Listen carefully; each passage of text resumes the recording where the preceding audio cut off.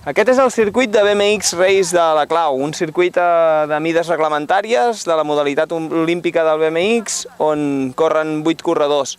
Avui tenim uns entrenaments, anem a entrenar aquí una estoneta al circuit, a donar unes voltes, fer uns salts i a practicar les diferents tècniques d'aquesta modalitat esportiva lligada al BMX i extrema i molt ràpida, ara ho veureu.